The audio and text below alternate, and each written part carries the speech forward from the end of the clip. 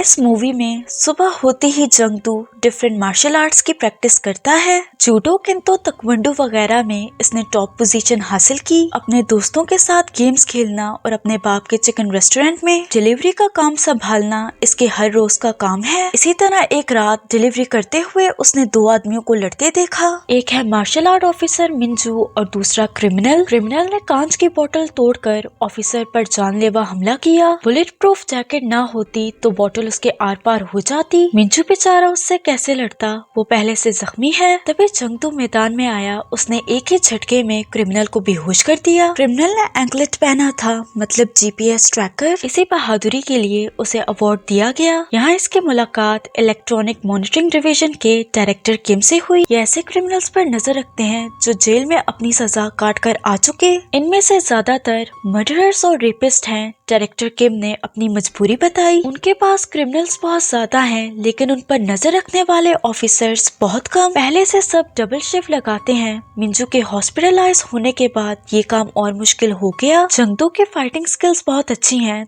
तो वो चाहते थे क्यों ना वो 5 हफ्तों के लिए मिंजू की जगह ले। इस मामले में जंगदू ने अपने बाप से मशवरा किया। वो काफी खुश हुए। ऑफर हो तो उसके पास आई है, उसे ठुकराना नहीं चाहिए। डिलीवरी का काम वो खुद संभाल लेंगे। ऐसे जंगदू ने टीम ज्वाइन कर ली। आज इसका पहला दिन था। एक ऑफिसर ने उसे सारा काम समझाया। इलेक्ट्रॉनिक एंकल की मदद से वो क्रिमिनल्स को ट्रैक करते हैं। एंकलेट की बैटरी अगर 30% से कम हुई तो आइकन येलो हो जाएगा। जिस क्रिमिनल का एंकलेट है उसे कॉल करके बताना है, वो उसे चार्ज कर ले। अगर वो ना माने तो उसके पास जाना होगा। जंगदू मॉनिटरिंग करने लगा। ऐसे ही कुछ घंटे गुजर गए। फाइनली आइकन येलो हुआ। उस पर क्लिक करने से क्रिमिनल की इंफॉर्मेशन खुली। नाम येंगहू, उम्र 20 साल और जुर्म रेपिस्ट। जंगदू ने उसे 3 दफा कॉल की। पहली बार तो वो अनजान बना, दूसरी दफा रूडली बात करके कॉल कट कर दी, तीसरी दफा मोबाइल स्विच ऑफ। जंगदू ने किम को बताया। दोनों वहाँ जाने के लिए तैयार होने लगे। टेजर गन को देखकर वो काफी एक्साइटेड था। दोनों येंगू की जगह पहुँचे,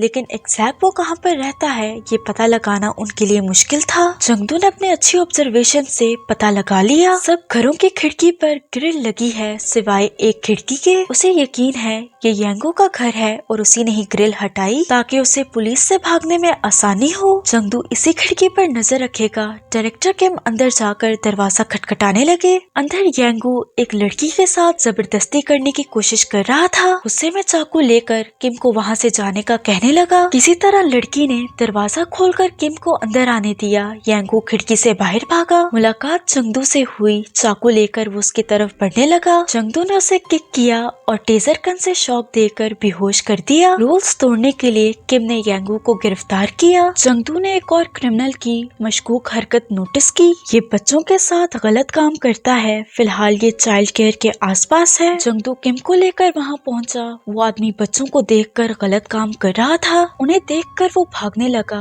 जंगदू ने भागकर उसे पकड़ लिया। वो जंगदू को जानबूझकर हाथ उठाने पर उकसा रहा था। मिस्टर किम ने आकर बात संभाली। इसे गिरफ्तार किया गया। जंगदू ऑफिस से बाहर हो गया था, इसलिए उसने किम से माफी मांगी। किम ने उसे और उसके दोस्तों को डिनर पर इनवाइट किया। जंगदू ने रेस्टोरेंट में मिस्टर किम को अपने दोस्तों से मिलवाया। राइटर के मॉइस्चर, क्योंकि उसकी नाक पर हमेशा पसीना रहता है, और अर्थवॉर्म, ये इनके गेमिंग नेम है। जंगदू का गेमिंग नेम डायरिया है। सब एंजॉय करने लगे। दूसरी तरफ ऑफिस में एक एक्स क्रिमिनल के एंकलेट की बैटरी लो हुई तो दोनों ऑफिसर्स वहां जाने लगे। इसी दौरान एक और क्रिमिनल मिन ने रूल तोड़ा। कत्ल के जुर्म में इसे 20 साल की सजा मिली। 3 महीने पहले इसे रिहा किया गया। ये फिलहाल किसी एक के पास ही जा सकते हैं। दूसरे के लिए उन्होंने डायरेक्टर किम को कॉल की। लकीली डायरेक्टर किम उसी एरिया में है जहां मिन की लोकेशन आ रही है। वो उसे 5 मिनट में पकड़ लेंगे। मॉइस्चर ने कहा सिर्फ 1 मिनट लगेगा, क्योंकि वो उन्हें अपनी गाड़ी में छोड़ेगा। वो मिन की लोकेशन ट्रेस करके पहुंचे, पर इसी दौरान उसने अपना एंकलेट काट कर फेंक दिया। इन गलियों में उसे ढूंढना मुश्किल होगा। जंगदू को याद आया मॉइस्चर के पास ड्रोन है। ड्रोन की मदद से ये उसे ढूंढने लगे। मिन दिखाई दिया। जंगदू ईयरबड्स लगाकर किम के डायरेक्शन फॉलो करते हुए मिन तक पहुंचा। मिन जिस आदमी को मारना चाहता है वो उस आदमी को घर से बाहर बुला रहा था। जंगदू को देखते ही वो उससे लड़ने लगा। इसी दौरान उसने कटर उठाकर अपनी गर्दन पर रख दिया। वो खुद को मारने की धमकी देने लगा। किम ने उसकी बात फोन पर सुन ली। किम जंगदू को अपने अल्फाज रिपीट करने का बोलने लगा। वो उसे काम डाउन कर रहा था पर मिन सुनने को तैयार नहीं। असल में जब से वो जेल से छूटा तब वो अच्छा इंसान बनने की कोशिश कर रहा है, पर ये आदमी जिसे आज ये मारने आया दूसरों के सामने इसका मजाक उड़ाता है। मिन की बर्दाश्त की हद खत्म हो गई। आज वो उसे मारकर खुद को भी मार डालेगा। जंगदू किम की बातें फिर से रिपीट करने लगा। तुम इतने सालों से अपने गुनाहों की माफी मांगते रहे, आज उसी गुनाह को दोहराकर पिछला किया सारा अच्छा काम जाया कर दोगे। ऐसी बहुत सी बातें करके उन्होंने प्रॉमिस किया वो उसे कम से कम सजा देंगे। उसने कटर नीचे कर दिया।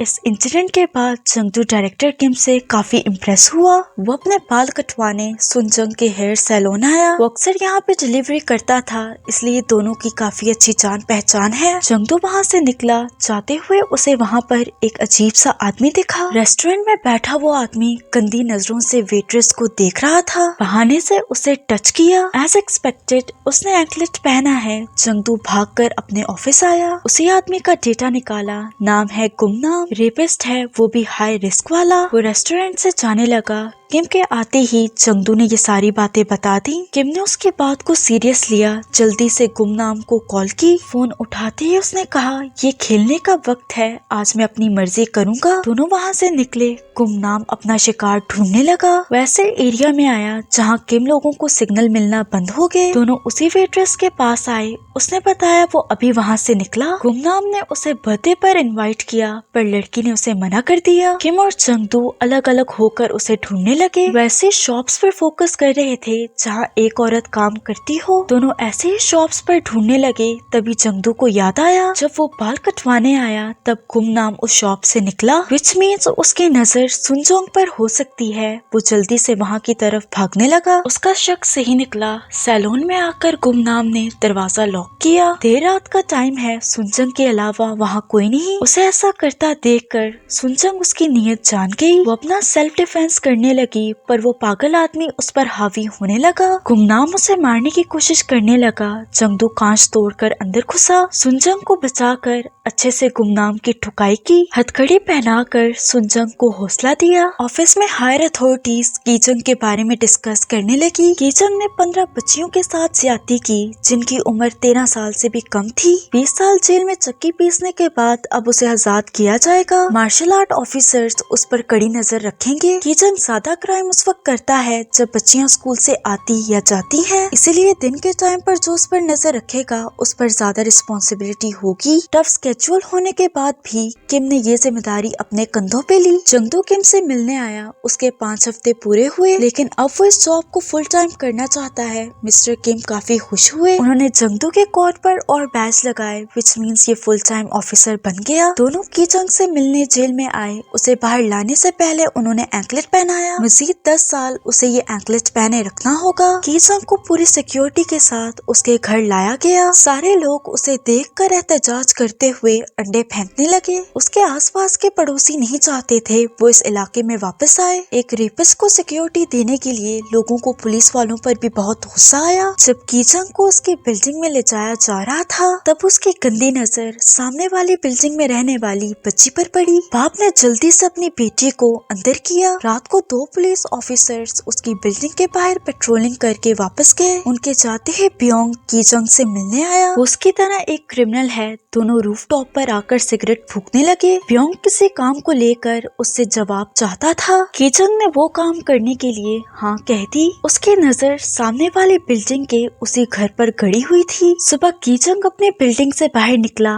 उसकी मूवमेंट देखकर जंगदू ने उसका पीछा करना शुरू किया। ईयरफोन्स के थ्रू किम भी उसे डायरेक्शन दे रहे थे। कीजंग एक बिल्डिंग में आया। जंगदू भी वहाँ आ गया। लोकेशन इसी बिल्डिंग की है लेकिन किस फ्लोर पर ये पता लगाना मुश्किल था। एक ही बिल्डिंग में ऊपर ऊपर नीचे होने से लोकेशन चेंज नहीं होती। इस बिल्डिंग के 4 फ्लोर्स में बच्चों की अकेडमीज हैं। किम ने कहा अभी बच्चे स्कूल में होंगे तो वो वहाँ नहीं गया होगा, उनसे नीचे वाले फ्लोर्स को चेक करो। कीचंग बिल्डिंग के पार्किंग लॉट में मिनवुक नामी आदमी से मिलने आया। मिनवुक बच्चों के वीडियोस को डार्क वेब पर बेचने का काम करता है। वो चाहता है कीचंग उसके लिए काम करे, बदले में वो उसे ढेर सारे पैसे देगा। वीडियोस बनाने में प्योंग उसकी मदद करेगा। बात रही बच्चों की तो मिनवुक खुद उसे अरेंज करके देगा। इनकी बातों के दौरान जंगदू वहाँ पहुँच आया। जिस गाड़ी में ये बैठे हैं उसके शीशे काले थे, इसलिए जंगदू उन्हें देख नहीं पाया। पार्किंग लॉट काफी बड़ा था, वो उसे यहाँ वहाँ ढूंढने लगा। किम ने कीचंग को कॉल की ताकि मोबाइल की आवाज से जंगदू को पता चल जाए, लेकिन कॉल आने से पहले ही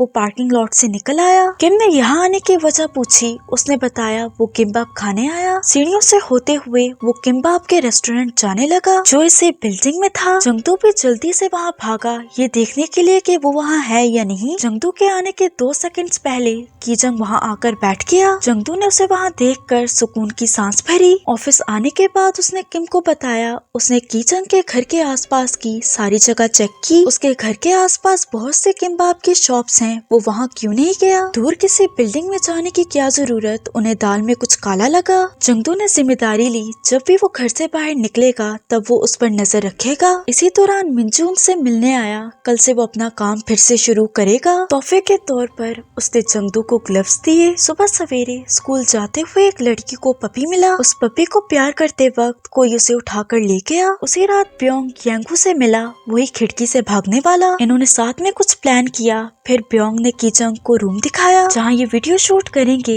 ये कमरा कहीं और नहीं बल्कि कीचंग की बिल्डिंग का बेसमेंट है, और कहीं कर नहीं सकते क्योंकि मूवमेंट दिखाई देगी। खिड़की और दरवाजे को साउंड प्रूफ किया ताकि बच्ची की आवाज बाहर ना आ सके। प्योंग ने उसे एडवांस पेमेंट की। लड़की मिल गई, अब उसे अपना काम करना है। मिंजू ने देखा यांगू की बैटरी 30% से कम है। उसने उसे कॉल की, उसने कॉल नहीं उठाई तो मिंजू किम के साथ उसकी तरफ जाने लगा। किम ने जंगदू को कॉल करके कहा अगर कुछ भी हो तो वो उसे कॉल कर दे। जंगदू ने कीचंग पर नजर रखी हुई थी जो अपने बाल कटवा रहा था। उसका पीछा करते करते रात हो गई। वो एक सुनसान बिल्डिंग में आया। जंगदू जैसे ही बिल्डिंग में आया कीचंग ने उसे अंदर बंद कर दिया। उसे मारने बहुत से गुंडे निकले। उसने जल्दी से वहाँ रखे मैनिक्विन्स उठाकर उन्हें धोना शुरू किया। अकेला जंगदू उन सब पर भारी पड़ने लगा। किम लोग भी यांगू का पीछा करते हुए एक खाली गोदाम में पहुँचे। उन्हें लड़की के चिल्लाने की आवाज आई। दोनों उसे बचाने भागे। ये आवाज यांगू के हाथ में पकड़े टेप रिकॉर्डर से आ रही थी। वो अपने भाड़े के हुंडे लेकर उनका इंतजार कर रहा था।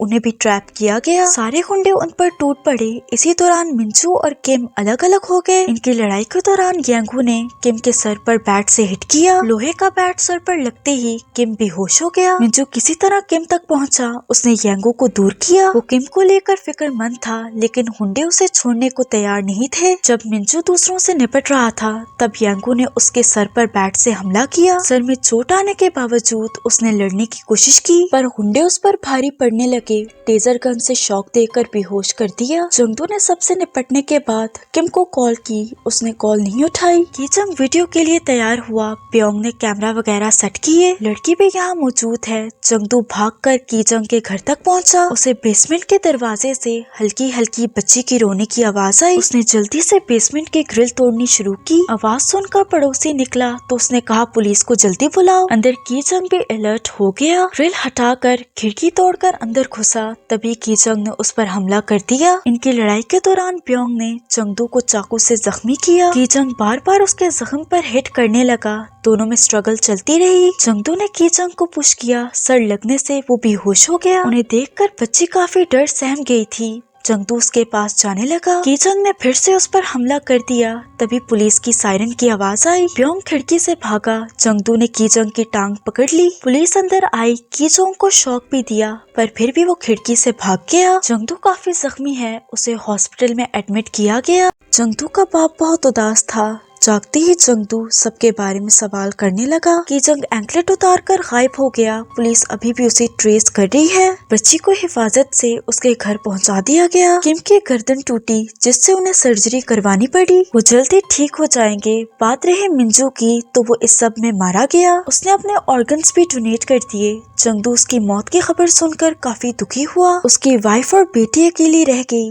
जंगदू को ब्रेव सिटीजन अवार्ड मिला। जिस बच्ची को उसने बचाया उसकी माँ जंगदू से मिलने आई। वो उसकी बहुत शुक्रगुजार थी। जंगदू ने उसकी बेटी के बारे में पूछा तो उसने बताया बच्ची इतनी डरी हुई है कि वो घर से बाहर भी नहीं निकलना चाहती। उसने जंगदू के लिए लेटर लिखा जिसमें उसने जंगदू का शुक्रिया अदा किया। जंगदू और उसके दोस्त डायरेक्टर किम के कमरे में थे। जंगदू चाहता था वो कीचंग को पकड़े पर किम ने साफ साफ मना कर दिया। कहा तुम सही से अभी रिकवर नहीं हुए, ये सब कुछ पुलिस को संभालने दो। इसके बाद चारों ने डिसाइड किया किम को बिना बताए वो कीचंग को पकड़ेंगे। जंगदू ने पार्किंग लॉट में मिनवुक की गाड़ी की नंबर प्लेट याद कर ली थी। मॉइस्चर ने अपने किसी जानने वाले से इस गाड़ी की सारी इंफॉर्मेशन निकाली। इससे उन्हें मिनवुक के घर का एड्रेस भी मिल गया। बाकी दो दोस्तों ने जंगदू के सेल्फ डिफेंस के लिए सामान खरीदा। चारों मिनवुक के घर के बाहर आए। अब लॉक तोड़ना था। ये काम मॉइस्चर करेगा क्योंकि उसी ने यूट्यूब ट्यूटोरियल देखा। लॉक तोड़ने की कोशिश की तो अलार्म बजने लगा। चारों वहाँ से भागने वाले थे।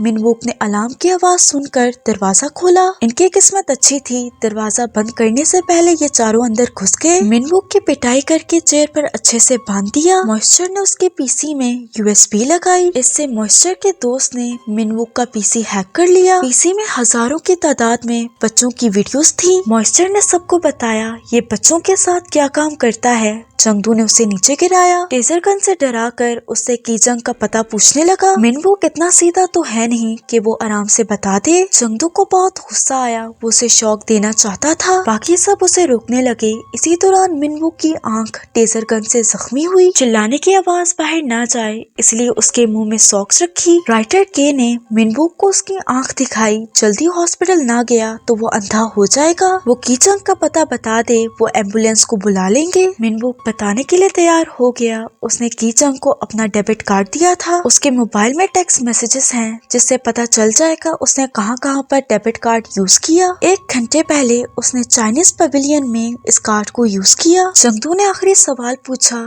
क्या कीचंग के जेल से छूटने के बाद उन्होंने कोई वीडियो शूट की। मिनवुक ने जोर से हाँ में जवाब दिया। जंगदू अपने गुस्से पर काबू नहीं रख पाया। वो उसे जान से मार डालता अगर उसके दोस्त बीच में ना आते। मॉइस्चर ने पुलिस को कॉल करके मिनवुक के सारे कारनामों के बारे में बता दिया। कीचंग ने शहर में जहाँ जहाँ कार्ड इस्तेमाल किया जंगदू ने उन जगह को सर्कल किया। कार्ड के इस्तेमाल से लग रहा है वो अभी भी इसी एरिया में है। चारों जाने के लिए तैयार हुए तभी जंगदू का बाप घर वापस आ गया। उन्हें देखकर ही वो समझ गए ये कुछ खतरनाक करने जा रहे हैं। उन्होंने साफ साफ मना कर दिया। जंगदू ने अकेले समझाते हुए उस बच्ची के बारे में बताने लगा। वो बच्ची 10 साल की है। वो इतनी डर गई है कि वो अपने घर से बाहर नहीं निकलती। क्या आपको पता है जेल से निकलने के बाद उसने एक और बच्चे को नुकसान पहुंचाया। मेरे बस में जो है मैं उतना करना चाहता हूँ। बाप की आंखों में आंसू आए। उन्होंने जंगदू को अलाउ कर दिया। रात को सारे चाइनीज पवेलियन पहुँचे। जाने से पहले जंगदू ने अपने हाथों पर वो ग्लव्स पहने जो मिंजू ने दिए थे। अब कीचंग को ढूंढना था। ग्रुप कॉल मिलाकर सारे अलग अलग हो गए। मॉइस्चर अपने ड्रोन की मदद से उन्हें ढूंढने लगा। बाकी सब लोगों से पूछताछ करने लगे। राइटर के को एक कंटेनर के अंदर बहुत से शूज रखे मिले। शक होने पर उसने जंगदू को वहां बुलाया। जंगदू ने बैकअप के लिए उन दोनों को भेज दिया। अंदर वाकई में कीचंग और ब्योंग वगैरह अपने दोस्तों के साथ बैठे थे। अंदर जाने से पहले उसने मॉइस्चर को भी इशारा दे दिया। मॉइस्चर ने भी ड्रोन हाँ में हिलाकर उसे जवाब दिया। जंगदू ने सबको बाहर निकलने का बोला। सारे बाहर आए। जंगदू ने सॉस का पॉट उन पर फेंका। इनमें लड़ाई होने लगी। लड़ाई के दौरान ब्योंग चाकू दिखाकर उसे पुराने जख्म की याद दिलाने लगा। ब्योंग ने उसे फिर से चाकू मारने की कोशिश की पर जैकेट की वजह से वो ऐसा नहीं कर पाया। जंगदू ने उसे चढ़ाया। इसी दौरान कीचंग वहाँ से भाग गया। मॉइस्चर ड्रोन से उनकी लड़ाई देख रहा था। कीचंग के पीछे उसने ड्रोन लगाया। डंडे से जंगदू ने सबकी कमर सीधी की। आखिर में ब्योंग को नॉकडाउन किया। मॉइस्चर के डायरेक्शन फॉलो करके वो कीचंग तक पहुंचा। इनके बीच में टक्कर की लड़ाई हुई। इसी दौरान कीचंग ने उसका बाजू जख्मी किया। वो जंगदू पर भारी पड़ने लगा। इसी दौरान मॉइस्चर ने अपनी ड्रोन की मदद से उसकी आंख जख्मी की। इनमें स्ट्रगल फिर से शुरू हुई। आखिर में जंगदू ने ऐसी लात मारी जिससे कीचंग बेहोश हो गया। फाइनली जंगदू ने उसके हाथ पर हथकड़ी लगाई। बहादुरी के लिए सारे दोस्तों को अवार्ड दिया गया। जंगदू के बाप और किम को काफी प्राउड महसूस हुआ। जिस बच्ची की जान बचाई वो भी अपनी माँ के साथ उससे मिलने आई। उसने जंगदू से कहा तुम मेरे हीरो हो। जंगदू उसे देखकर थोड़ा इमोशनल हुआ। लास्ट सीन में में किसी क्रिमिनल ने अपना एंकलेट डैमेज किया। जंगदू मिस्टर किम को लेकर वहाँ से बाहर निकला। इसी के साथ ये मूवी खत्म हो जाती है। अगर आपको वीडियो पसंद आई तो लाइक, शेयर और सब्सक्राइब करते जाना। मिलते हैं अगली वीडियो में।